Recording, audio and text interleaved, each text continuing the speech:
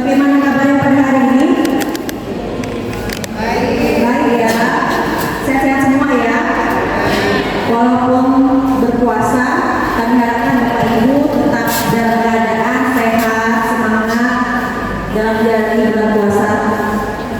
Nah, pada kesempatan hari ini kami dari instalasi Somas akan menggelar penyuluhan rutin bekerja sama dengan instalasi gizi Rumah Sakit Jiwa. Temanya adalah hidup sehat saat bulan puasa.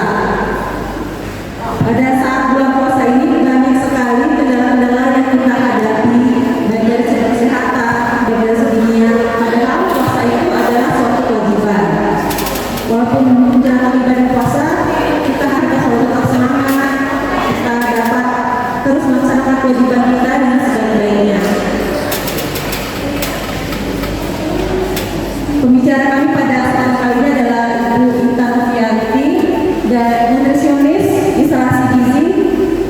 Kita akan menyimak tips sehat di bulan puasa, bagaimana supaya kita tetap sehat dan bugar pada bulan puasa. Kami harapkan Bapak dan Ibu dapat menyimak penjelasan dari Ibu. Kepada Ibu Intan Novianti kami persilakan. Selamat pagi Bapak-Bapak Ibu. Perkenalkan, nama saya Intan Novianti, nutrisionis dari Rumah Sakit Khusus Jiwa Suprapto Bengkulu. Dalam kesempatan ini saya akan mencoba berbagi tips, yaitu hidup sehat saat menjalankan ibadah puasa. Puasa sehat. Yang pertama, pahami bahwa puasa itu berguna untuk kesehatan tubuh dan niatkan hanya kepada semata-mata karena Allah. Terus utamakan mengkonsumsi makanan yang padat bergizi dan makanan beraneka makanan. Artinya lengkap, ada karbohidrat, ada protein, ada vitamin, ada mineral dan juga bisa ditambah dengan susu. Terus selalu bersegerakan berbuka. Artinya setelah berbuka, ibu-ibu atau bapak-bapak harus menyegerakan puasa, jangan menunda. Terus minumlah air minimal 18 hari. 2 gelas saat sahur, 2 gelas saat berbuka, dan 4 gelasnya di saat antara berbuka dengan sahur, setelah tarawih atau sebelum tidur. Sehat. Makanlah sahur di akhir jam atau mendekati waktu imsak. Misalnya kalau imsak kita pukul 5 kurang 10 menit, kita bisa makan sahur di antara jam setengah 5 atau jam 4:20 atau 15 menit. Kedua, menyiapkan rasa takut. Artinya kita bisa melakukan aktivitas ringan di rumah setelah melakukan makan sahur untuk menunggu waktu subuh. Terus hindari yang serba terlalu. Contohnya makan atau minum secukupnya. Jangan terlalu kenyang dan jangan terlalu banyak. Kemudian atur kegiatan dan istirahat yang cukup. Terus timbang berat badan bila diperlukan sebelum menjalankan puasa, setengah puasa atau setelah menjalankan puasa selesai. Artinya kalau berat badan kita stay, misalnya sebelum puasa berat badan kita 50 kg dan setelah menjalankan puasa berat badan kita tetap 50, berarti kita berhasil menjalankan ibadah puasa dengan sehat. Kebanyakan orang-orang di bulan puasa ada yang berat badannya bertambah dan ada juga berat badan yang berkurang. Bertambah karena itu tadi mereka mengkonsumsi segalanya berlebihan. Karena puasa cenderung kita memakan atau mengkonsumsi makanan dan minuman yang manis-manis.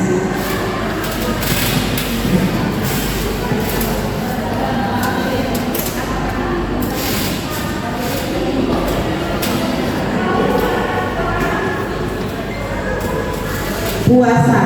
Di saat bulan puasa, kita tetap menjalankan aktivitas berolahraga. Pilih olahraga yang ringan-ringan saja. Misalnya setelah sholat subuh, kita bisa melakukan jogging atau jalan santai di sekitar rumah atau di lapangan dekat tempat tinggal kita. Dan upayakan dilakukan pagi hari atau setelah subuh. Gunanya apa?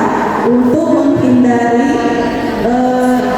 kecapean atau haus. Kalau olahraganya dilakukan pada waktu siang, nanti kita haus, merasa haus karena kita puasa kan kita tidak bisa minum. Terus supaya kita lebih bersemangat, ajak teman dan keluarga dan sediakan waktu yang cukup untuk melakukan olahraga. Jadi sesibuk-sibuknya kita sempatkan olahraga walaupun cuma 30 menit. Itu untuk kesehatan selama bulan puasa. Dan kemudian jangan lupa sebelum melakukan kegiatan olahraga, awali dulu dengan pemanasan.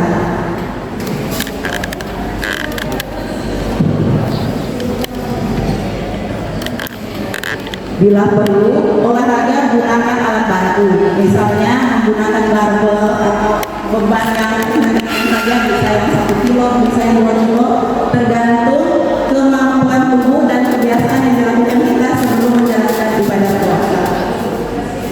Dan usahakan melakukan olahraga tidak terkena langsung cahaya matahari atau di bawah di dalam ruangan. Dan gunakan prinsip Pomodoro atau pendinginan setelah melakukan olahraga. Dan tidur siang sejenak. Harus disempatkan ya ibu-ibu, apalagi bapak-bapak ibu-ibu yang usianya sudah 50 tahun ke atas, jadi disempatkan istirahat ya Bu. Kemudian resapi dan rasakan manfaat olahraga yang kita lakukan selama bulan puasa. Jadi waktu bulan puasa jangan takut melakukan kegiatan olahraga ya Pak, Bu, karena itu untuk menjaga supaya badan kita tetap sehat dan bugar selama bulan puasa. Lakukan puasa dengan benar.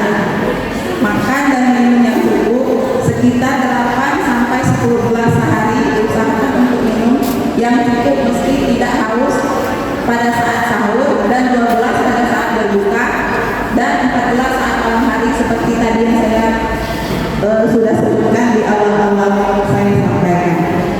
Kemudian untuk kebutuhan kalori, biasanya wanita membutuhkan kalori sekitar 1.900 kilokalori, sementara pria membutuhkan 2.100 kilokalori yang didapat dari 50% karbohidrat, 25% berasal dari lemak, 10 sampai 15% berasal dari protein, sedangkan 50% lagi berasal dari vitamin dan mineral. Saat berbuka puasa, hendaknya tidak makan sekaligus banyak, tapi secara bertahap. Dimulai dengan menikmati makanan yang ringan atau makanan yang manis-manis untuk menyuplai energi kita.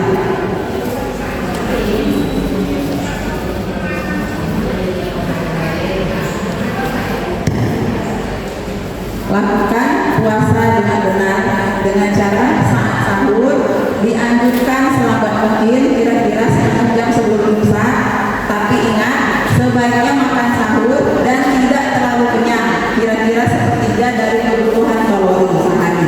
Jadi tadi disebutkan untuk wanita 1.900 kilokalori itu berasal dari kalori itu 3 kali, kalau normal ya Bu Pak, 3 kali makan sehari, dari makanan pokok, dari lauk, dan dari cemilan-cemilan makanan minuman ringan yang kita konsumsi. Jadi kalau sepertiganya, misal ibu-ibu biasa makan 2 piring makan pagi, 2 piring makan siang, 2 piring makan sore, jadi dikurangi dulu ya Bu untuk makan sahurnya, untuk menghindari kekenyangan dan perut tumbung atau sebab dikarenakan kita makan kekenyangan waktu saat sahur. Itu juga mengakibatkan rasa lelah, letih, dan akhirnya kita malas melakukan aktivitas pada saat bulan Ramadan atau pada saat bulan puasa. Jadi bawaannya ngantuk, lemas, maunya tidur terus, akibat itu kebanyakan konsumsi karbohidrat.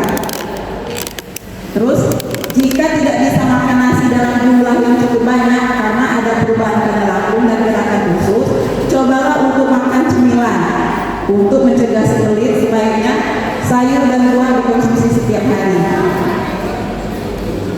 Dan istirahat di waktu siang hari ini berguna untuk menghindari keluarnya keringat yang sangat banyak. Jadi demikian Bapak Ibu, tip yang bisa saya sampaikan untuk kita bisa tetap menjalankan ibadah puasa dengan sehat dan bugar. Terima kasih. Penyampaian dari saya, lebih kurang saya mohon maaf, dan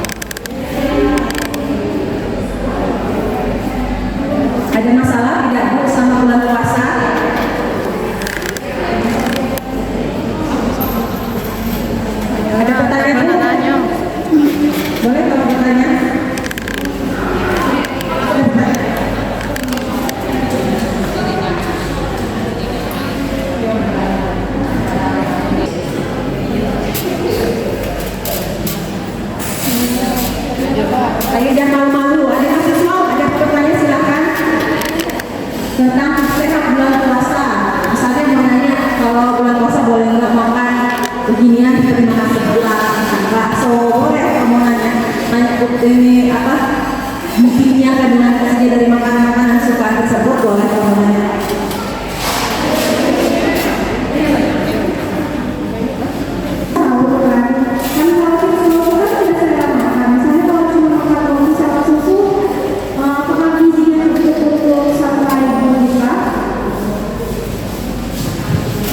Jadi pertanyaan dari adik itu tadi, jika pada saat sahur tidak memiliki selera makan dan hanya konsumsi roti dan susu, apakah jumlah gizinya mencukupi?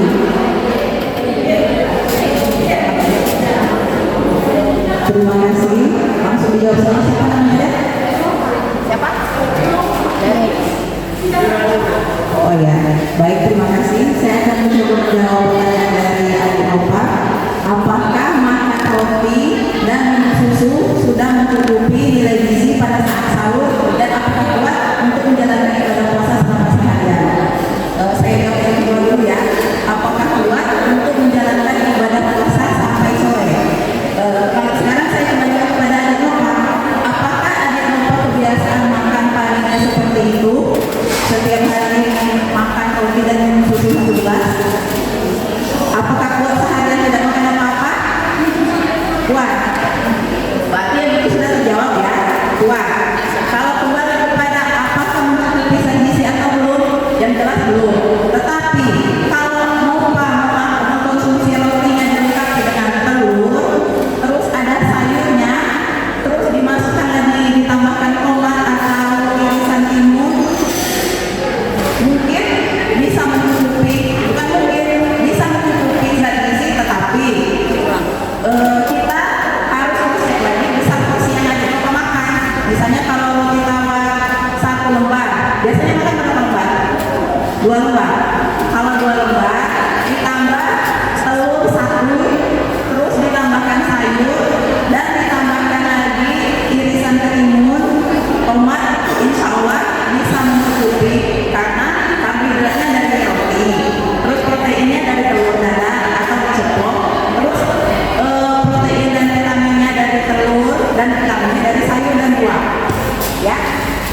Jadi diusahakan ditambahkan telur dan sayurnya dengan roti aja ya.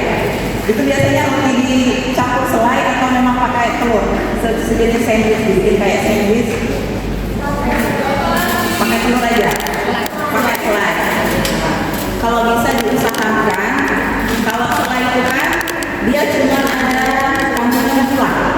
Misalnya kalau selai stroberi manis ya, stroberi karena protein yang vitamin di stroberi itu sudah diubah fungsinya karena dia sudah dimasak dan ditambahkan penambahan gula.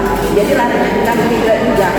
Jadi kalau bisa diusahakan pakai telur dan tambahkan juga sayur.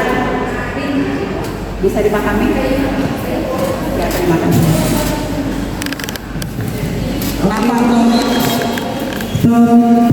Oke, jadi di Nova jadi misalnya makanannya berupa kayak sandwich kayak gitu sehat ya, dikurang-kurangin kalau terasa. Tapi kalau misalnya sandwichnya pakai saus, ini saus bisa aman. Kalau saus nilai gizinya Itu dia. Bapak kami makan roti kasih saus. Jadi itu yang terpenuhi cuman karbohidratnya saja. Karena di saus itu lebih kepada kandungan natrium, garam, ya. Terima kasih. Semoga cukup penjelasannya ya, Bapak. Ada lagi yang mau bertanya? Ibu, ada pertanyaan misalnya menanya gimana sih cara mengatur gizi yang bervariasi? Boleh? Mungkin ibu bingung kan tiap hari itu apa yang kita masak supaya nggak bosan, nggak bosan. Ada yang bertanya nggak?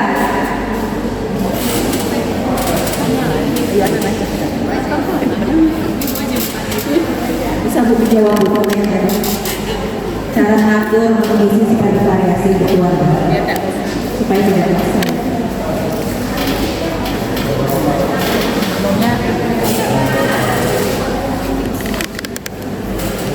Cara mengatur keluarga supaya tidak bosan. Seperti itu agak butuh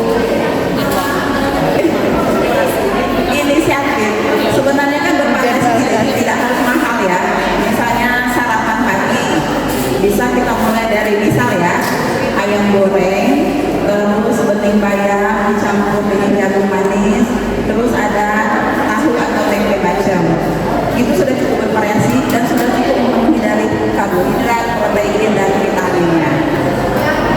Siang juga begitu. Misalnya kalau satu masakan itu sudah menggunakan digoreng dan bersantan, jadi usahakan makanan yang lainnya tidak menggunakan minyak atau santan lagi untuk menghindari kelebihan penggunaan lemak. Karena lemak sehari itu cuma 10-15% dari total masakan atau makanan yang kita konsumsi sehari. Jadi seperti itu ya Bu. Jadi jelas ya ibu-ibu yang kalau mengatur menu makanan setiap hari sering-sering eksplorasi mencari panduan referensi dari medsos memasak yang sehat belum tentu harus mahal. Jadi jika tidak ada bertanya kami akhiri penyuluhan pada kesempatan kali ini. Pada Bapak Ibu terima kasih meluangkan waktunya untuk mendengar penjelasan kami pada kesempatan kali ini. Kami harapkan semoga puasa Bapak Ibu memperoleh amalan, memperoleh pahala dan memperoleh berkah kesehatan. Ya, terima kasih.